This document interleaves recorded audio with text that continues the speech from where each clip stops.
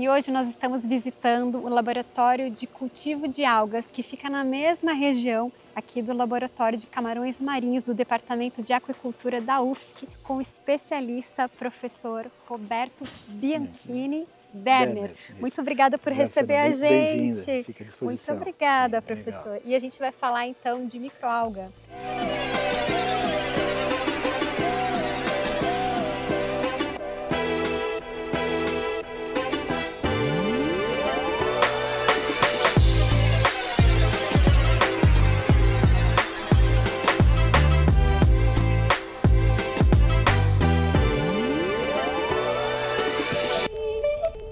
Acho que para começar, o que é uma microalga para quem não conhece, professor? Bom, Fernanda, muitos professores, enfim, pesquisadores acabam não arriscando o conceito de microalgas, mas é um grupo artificial, não tem valor taxonômico de falar microalgas. Então, neste grupo artificial podem ser classificados, podem ser englobados organismos que têm algumas características. Por exemplo, tamanho, micro. São organismos microscópicos que precisam, né, da utilização do microscópio para a gente conseguir vê-los. A gente tem contato com eles diariamente, principalmente a gente da aquicultura ligada aos ambientes aquáticos, mas, enfim, micro-organismos que têm clorofila A, todas microalgas têm clorofila A e outros pigmentos fotossintetizantes, mas a terceira característica é que realizam fotossíntese oxigênica, conversão de energia luminosa em energia química para a fixação do carbono, e nesse processo resulta também o oxigênio, como um coproduto desse processo. Então, essas três características permitem que a gente englobe aí tanto microalgas de uma maneira geral, quanto as cianobactérias também. Tem conceitos muito mais sofisticados, que envolvem ferramentas moleculares, mas vamos ficar com essas três características que já está de bom tamanho por enquanto.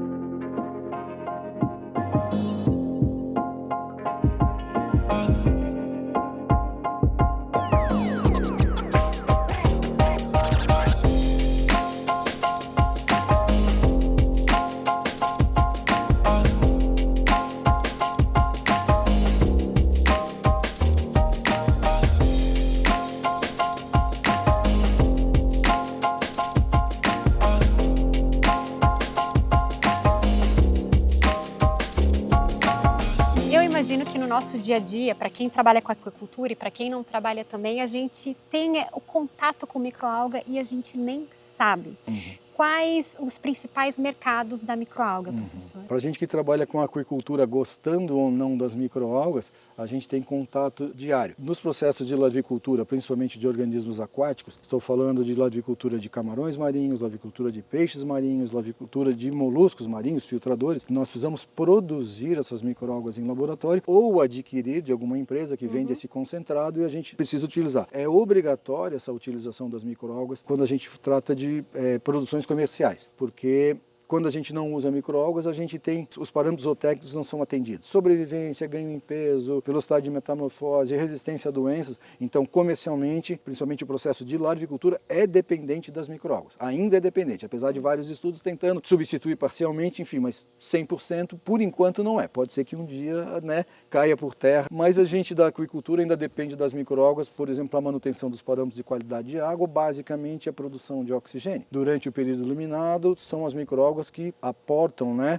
fazem a fotossíntese como coproduto da fotossíntese, não como principal causa da fotossíntese. A principal causa é a produção de energia química para as microalgas se reproduzirem, crescerem e se manter. Coproduto da fotossíntese a gente tem o oxigênio. E o oxigênio é indispensável para a gente ter, né, moluscos, camarões, peixes, pepinos do mar e outros organismos no ambiente aquático. Então, a aquicultura sendo hoje o maior mercado das microalgas em nível mundial, mas por outro lado a gente tem visto um crescimento bastante grande do que eu vou chamar de biotecnologia. Outras aplicações biotecnológicas além da aquicultura. Na aquicultura as microalgas são meio. Nas outras aplicações biotecnológicas as microalgas servem para uma infinidade de outras coisas. Seja para produzir determinados lipídios, utilização na indústria cosmética, na indústria de medicamentos, na indústria alimentícia, tratamento de efluentes, muitos estudos de biocombustíveis, né, apesar apesar da gente não ter a viabilidade econômica, mas então são inúmeras as outras aplicações biotecnológicas que estão crescendo no Brasil também. Quase que hoje a produção comercial de microalgas no Brasil é quase que exclusivamente da aquicultura, mas hoje a gente já tem aí umas 7, 8 fazendas de cultivo de espirulina. O gênero é Arthrospira e agora mudou de novo. A espirulina já virou um nome comercial, mas então no Brasil essa parte da biotecnologia está muito focado na produção de Arthrospira. Mas logo nós vamos ter outras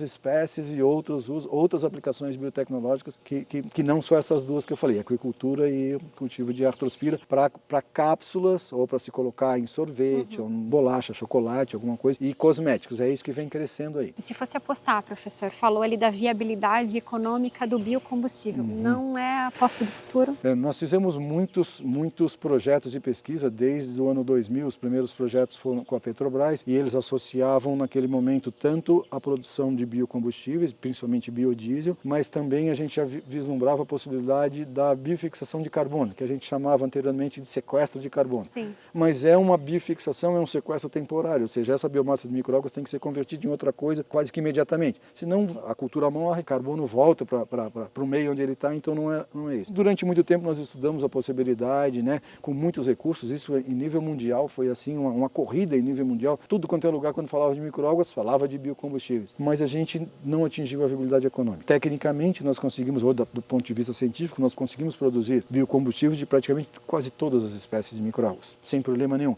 A questão é a viabilidade econômica. Nós precisamos aumentar a produção milhares de vezes e tornar o custo de produção centenas de vezes menor. A gente segue fazendo algumas pesquisas, já não mais com todo aquele ímpeto, com aquele volume de recursos que os pesquisadores tiveram, mas a gente ainda segue pesquisando.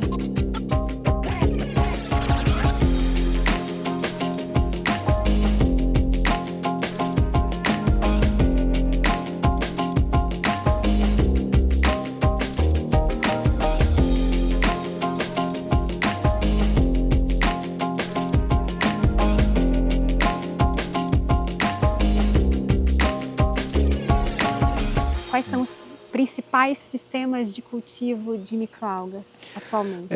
Vamos dividir assim, quando a gente fala em aquicultura, quase sempre nós vamos falar em tanques.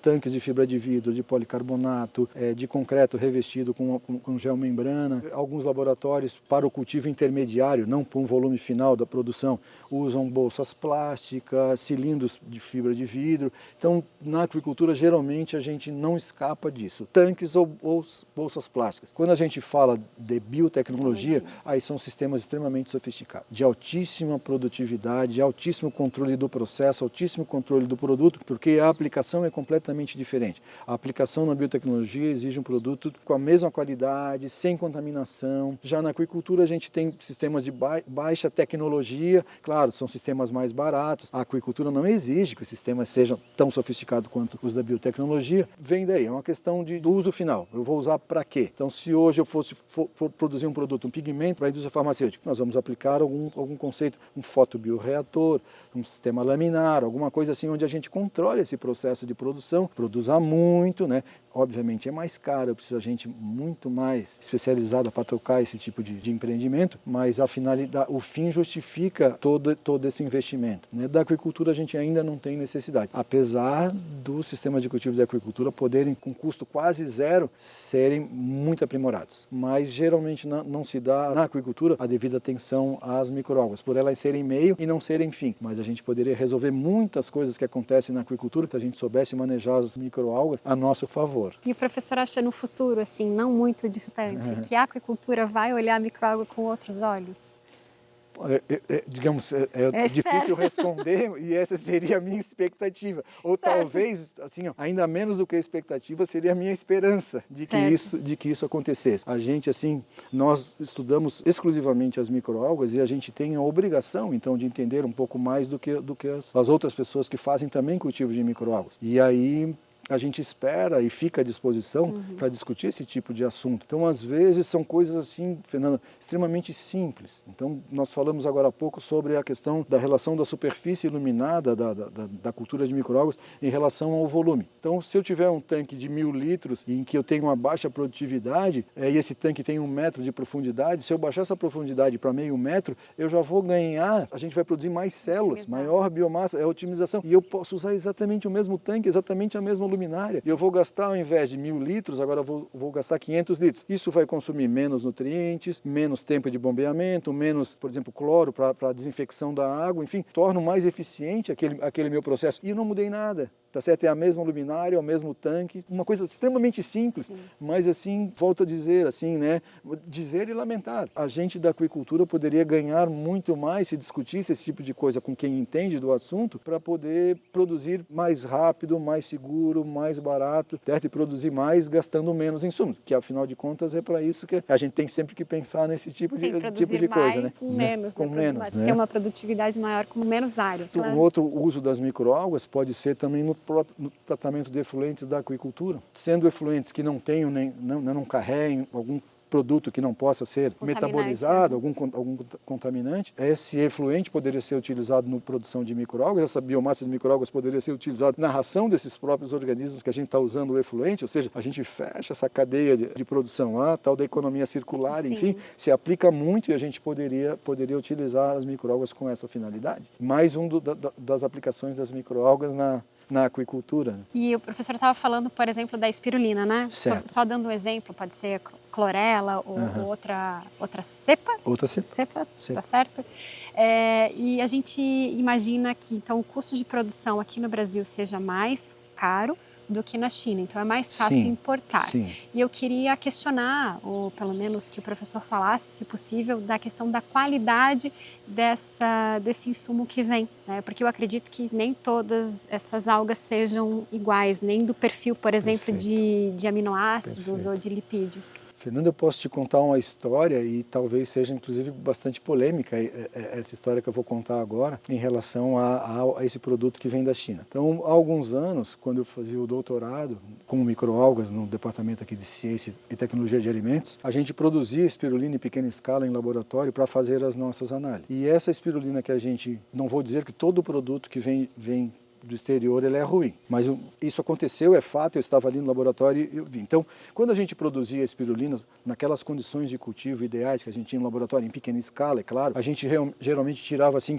entre 7% e 10% da biomassa era ficocianina, que é o pigmento azul que pode ser utilizado em cosméticos, na indústria farmacêutica, na indústria de alimentos, que é o que dá o principal valor à biomassa de espirulina. Em determinado momento nós não produzimos, nós compramos um produto vindo da China.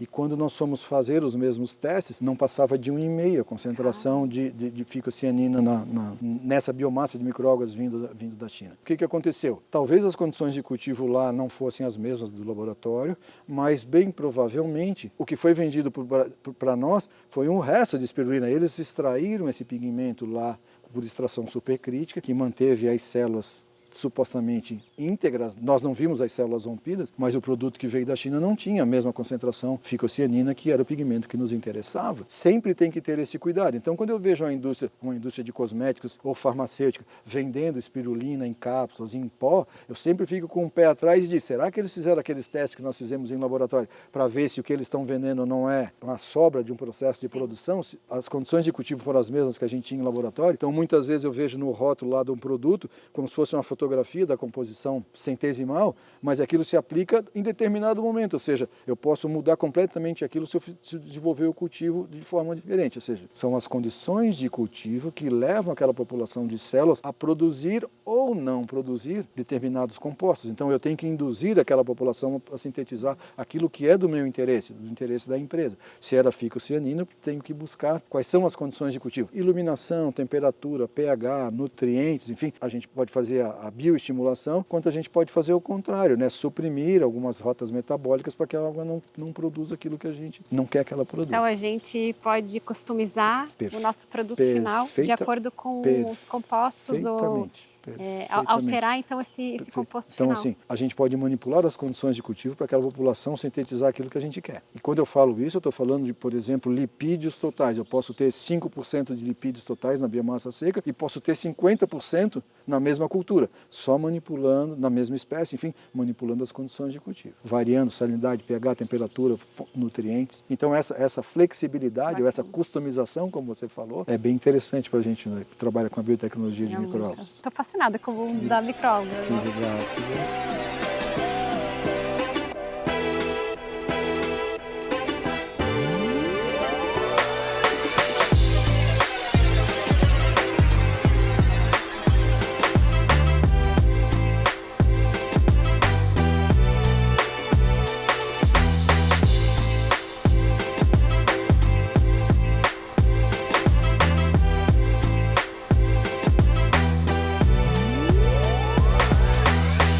Falando nessa linha de produtos diferentes, de cepas diferentes de compostos, qual que seria o diferencial das microalgas brasileiras, professor? O Brasil, por conta de nós temos algumas cepas isoladas aqui, que vieram de outros estados, cepas do Rio Madeira. Muitas delas, quando a gente recebeu, Fernando, a gente não sabia nem que espécie que era. Algumas são novos gêneros que não tinham sido descritos em nenhum lugar do mundo. E o Brasil é muito rico, né, em ambientes aquáticos. A gente já sabe que nós temos muitas microalgas que não existem em outros países e a gente nem sabe, nem conhece muitas das microalgas que tem aí.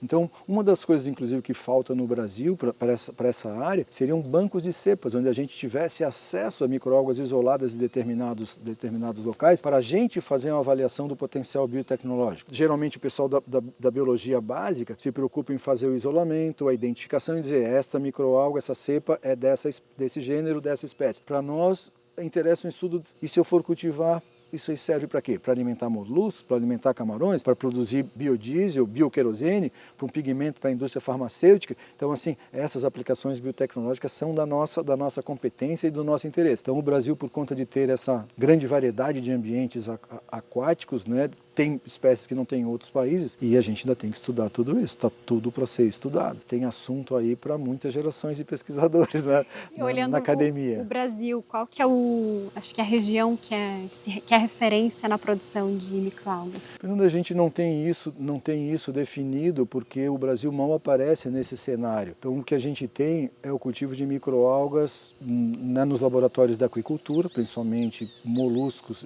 e camarões. Então, está localizado onde estão esses laboratórios, sim, mas não é uma produção que vai sair do laboratório. Essa produção é 100% utilizada aí. Então, nem entra numa estatística de produção de microalgas, certo? Porque a estatística que sai dali é a produção de sementes de molusco ou de pós-larvas de camarão, certo? Ou de alevinos de peixe. Então, nem aparece isso. O que a gente tem no Brasil é, então, 7, 8 empresas focadas hoje na produção de espirulina. Tem no Rio Grande do Sul, na região norte, na região nordeste, então não tem exatamente uma região mais produtora. Ainda não tem. Se a gente fosse pensar em condições ambientais ideais, a gente ia pensar de iluminação a região norte e a região nordeste. Se a gente for pensar em água e iluminação a região norte, tem países onde não tem essas condições, exemplo de alguns países, a Espanha, por exemplo, é uma referência na produção e estudos de microalgas, e não tem nenhuma condição e nem a outra. Então não é exatamente isso. E às vezes a pessoa diz assim, mas para cultivar determinada espécie tem que ser naquela região. Então vou usar dois exemplos bem interessantes. Não é a espécie de microalgas que vai determinar qual o sistema de cultivo. Geralmente é a sua finalidade, mas principalmente o local onde vai ser cultivado. Por exemplo, Hematococcus pluvialis, que é uma microalga, uma clorofício, uma microalga verde, né? E essa microalga, quando estressada, produz astaxantina, esse pigmento vermelho que pode ser utilizado para pigmentar a carne do salmão. Quase 100% da pigmentação do salmão é astaxantina sintética, um derivado do petróleo. Mas se for pensar num salmão orgânico, premium, então poderia ser feito com esse pigmento natural produzido pelas microalgas. Essa microalga, para usar dois exemplos de grandes empresas produtoras de microalgas, uma empresa chama Cianotech, no Havaí, e essa empresa usa raceways bem grandes, de centenas de milhares de litros, 150 litros ou maiores, e produz essa microalga, que é uma microalga de água doce, captando água doce do solo, do subsolo, enchendo esses tanques com água doce e produz lá céu aberto. Então é um cultivo aberto de microalgas. E a finalidade é colocar em cápsulas para ser vendido para uso humano, ou para a indústria farmacêutica, ou para a indústria alimentícia. A mesma microalga é cultivada em Israel, né, numa região desértica, e a mesma microalga agora então é cultivada em sistemas tubulares. São fotobioreatores tubulares. Uma serpentina, onde a cultura de microalgas fica o tempo inteiro circulando dentro desses tanques. Por que cultivar dentro do sistema fechado em Israel? Porque Israel não tem água doce. Exato, não tem água doce. Eles têm água salgada do Mar Morto ali perto, mas não tem água doce. Então eles não querem perder essa água para a atmosfera, por evaporação, atingir altas temperaturas. E aí eles usam água do mar para resfriar os tubos, para roubar o calor e manter a temperatura baixa das culturas. Então, a mesma microalga sendo cultivada em locais diferentes, porque as condições ambientais são diferentes e no final das contas tem os mesmos produtos, sabe, para alcançar o mesmo mercado. Eu ficaria aqui, eu falei para o professor, eu ficaria aqui a tarde inteira conversando, porque eu estou fascinada pelo mundo das microalgas. Eu espero que vocês que estão nos assistindo também. Se vocês quiserem que a gente continue essa conversa com o professor Roberto, a gente pode convidá-lo para uma live ou de repente para um Peixe é Meu Negócio, para a gente seguir falando da importância das microalgas e que elas não sejam só notícia quando chega as florações de algas nocivas e que a gente traga mais notícias sobre as microalgas, falando de biotecnologia e também de soluções para a aquicultura. Perfeito. Fico à disposição. Muito obrigada pela aula, eu fiquei realmente encantada, obrigada mesmo pela atenção, pelo tempo. Obrigadão, Fernanda, fico à disposição. Eu espero que vocês tenham gostado.